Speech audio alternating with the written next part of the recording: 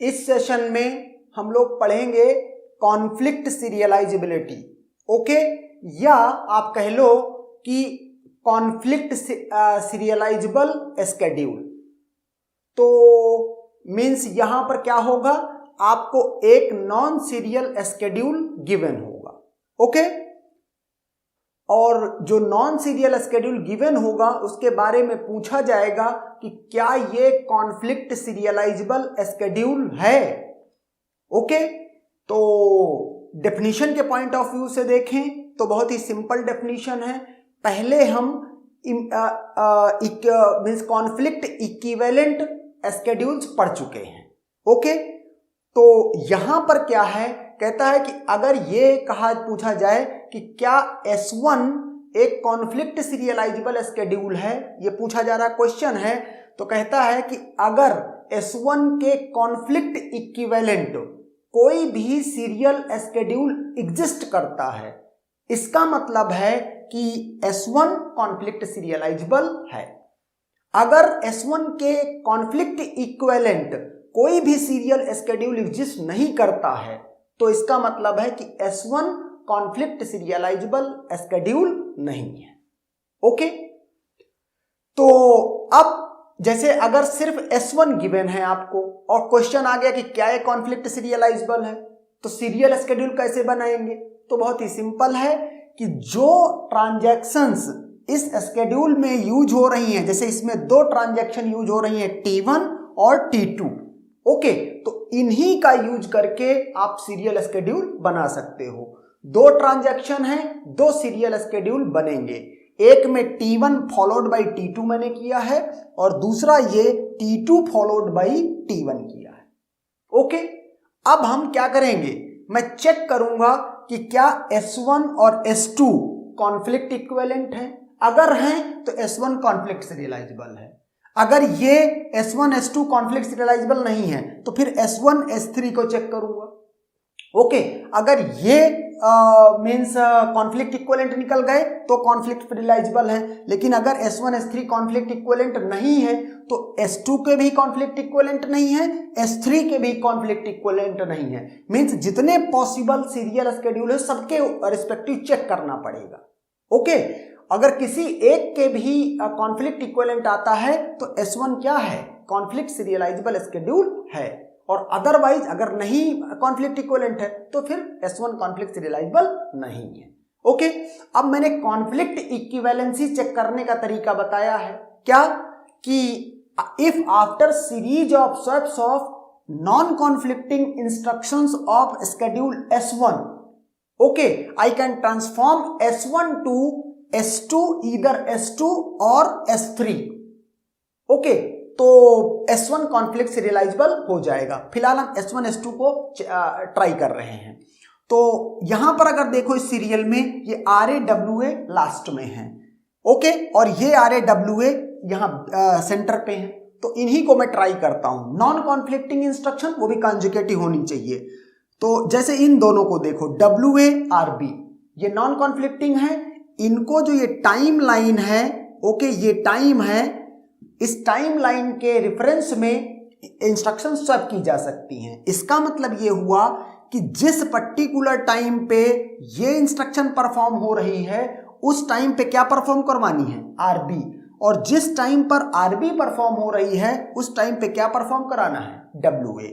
तो इसका मतलब है अगर RB के टाइम पर WA को परफॉर्म करना है तो WA तो T2 की ट्रांजैक्शन इंस्ट्रक्शन है, तो वो उसको सामने मैंने लिख दिया, इस टाइम पे ये आ गई, इसको यहां से हटा दिया, ओके। अब इसको हटा के कहां लिख दूंगा, इसको लिख दूंगा कहां पर, WA के टाइम पर ये एग्जीक्यूट हो, ओके। तो WA को यहां से हटा दो इस तरह से, ओके। तो हुआ क्या, टाइम लाइन के रेफरेंस में दोनों इंस्ट्रक्शन स्वैप कर गई। इसी को कहा जा रहा है series of swaps of non conflicting instructions in time line, okay. Now अगर आप देखो यहां पर RB और RA इनको भी स्वैप किया जा सकता है क्योंकि नॉन कॉन्फ्लिक्टिंग है, तो RA को यहां परफॉर्म करा दिया, ओके, और RB को यहां परफॉर्म कर दिया, मीन स्वैप कर दिया, तो ये सिनेरियो बन गया। नाउ आप देखो WA और WB ये क्या है, WB को मैं यहां ला सकता हूं और WA को यहाँ ला सकता हूँ और इन इंस्ट्रक्शंस को अब हटा देते हैं क्योंकि स्वैप हो गई है। ओके, सिमिलरली RA और WB ये क्या हैं? ये नॉन कॉन्फ्लिक्टिंग हैं। अगेन WB यहाँ पर आ गया और RA यहाँ पे आ गया। टाइमलाइन में इनको मैंने क्या कर दिया? स्वैप कर दिया। तो देखा, सीरीज ऑफ स्वैप्स, कई स्वैप्स करने के बाद मैंने क्या कर दिया? स्केड्यूल S1 को ट्रांसफॉर्म कर दिया S2 में। ये स्केड्यूल अब ऐसा दिख रहा है बिल्कुल जो ये है। And therefore I would say that since there exist a serial schedule S2 which is conflict equivalent to S1, so S1 is conflict serializable schedule। ये स्केड्यूल क्या है? कॉन्फ्लिक्ट सीरियलाइजेबल स्केड्यूल है। ओके, एक तरीका तो ये था। अब मैं S3 से S1 और S3 को चेक नहीं करूंगा। क्यों? क्योंकि मेरा क्वेश्चन था कि क्या S1 कॉन्फ्लिक्ट सीरियलाइजेबल है। अब एक सीरियल से में ये ट्रांसफॉर्म होगा after series of swaps of non conflicting instructions, okay, in timeline, and therefore इससे चेक नहीं करूंगा। दूसरा तरीका क्या था कि अगर S1 S2 को मुझे चेक करना है, ओके, तो S1 में क्या कॉन्फ्लिक्टिंग पेयर ऑफ इंस्ट्रक्शंस हैं वो काउंट कर लूं। जैसे अगर मैंने इसके लिए ये लिख रखी है conflicting pair of instructions, T1 के लिए सब में T1 लिख दो। सॉरी, ये स्केड्यूल नहीं था, अब मैं फिर से अपना वही पुराना स्केड्यूल कर देता हूं। ये क्या था? RA WA, और ये क्या था? RB, और ये WB। ओके, तो इस स्केड्यूल के रिस्पेक्टिव जो कॉन्फ्लिक्टिंग पेयर ऑफ इंस्ट्रक्शंस हैं वो ये हैं। कहता है कि अगर किसी सीरियल स्केड्यूल में, अब किसी सीरियल स्केड्यूल में कोई भी सीरियल स्केड्यूल आप ले सकते हो, लेकिन याद रहे उसमें ट्रांजैक्शन T1 T2 ही होंगी। उसके अंदर जो इंस्ट्रक्शन है एग्जैक्टली यही इंस्ट्रक्शंस होंगी। ओके, तभी फिर उसके इक्विवेलेंसी चेक की जाएगी। ओके, अब अगर इस स्केड्यूल में आप देखोगे तो एग्जैक्टली यही कॉन्फ्लिक्टिंग पेयर ऑफ इंस्ट्रक्शन है। अगर दोनों में exactly same set of pair of conflicting instruction है, इसका मतलब दोनों कॉन्फ्लिक्ट इक्विवेलेंट है। ओके, तो यहां पर ये भी आप मैच करा सकते हो, ये है। Okay, now another example, S4 के बारे में पूछ रहा हूं कि क्या S4 कॉन्फ्लिक्ट सीरियलाइजेबल स्केड्यूल है। ओके, ये कॉन्फ्लिक्ट इस सीरियलाइजेबल स्केड्यूल है, मीन्स है या नहीं है, ये कैसे चेक करेंगे कि इसमें जो इंस्ट्रक्शन यूज हुई है T1 और T2 में, उनको लेकर के जितने पॉसिबल सीरियल स्केड्यूल्स हैं वो आप पहले बना लो। ये T1 T2 S2 S3 मैंने इसी की जो T1 की इंस्ट्रक्शन है उसको लेकर के और ये T2 की इंस्ट्रक्शन ये लेकर के मैंने दो स्केड्यूल बना दिए। दो ही पॉसिबल हैं दो ट्रांजैक्शन में। ओके, अब सीरीज ऑफ स्वैप्स करके क्या मैं इस S4 को चाहे S2 में और चाहे S3 में क्या मैं कन्वर्ट कर सकता हूं। ओके, तो चलो चेक करते हैं कि क्या इसमें series of swaps of non conflicting instruction in timeline possible है। ओके, तो नॉन कॉन्फ्लिक्टिंग इंस्ट्रक्शंस को देखेंगे और वो भी कॉन्जिकेटिव। अगर आप यहां पर देखो तो ये WA ये तो कॉन्फ्लिक्टिंग इंस्ट्रक्शन है और इसके बाद कोई कॉन्जिकेटिव जैसा सिनेरियो मिल नहीं रहा। एक नॉन कॉन्फ्लिक्टिंग इंस्ट्रक्शन जरूर है यहां पर, क्या RA ये नॉन कॉन्फ्लिक्टिंग इंस्ट्रक्शन है, लेकिन अगर इसका मैं स्वैप कराता हूं तो ना ही मुझे S2 मिलेगा ना ही मुझे S3 मिलेगा। ओके, आप S4 को after series of swaps of non conflicting instruction S4 को ना ही S2 में कन्वर्ट कर सकते हैं और ना ही S3 में ट्रांसफॉर्म कर सकते हैं। एंड देयरफॉर S4 इज, ये क्या है, not serialisable schedule, not conflict serialisable. Okay, not conflict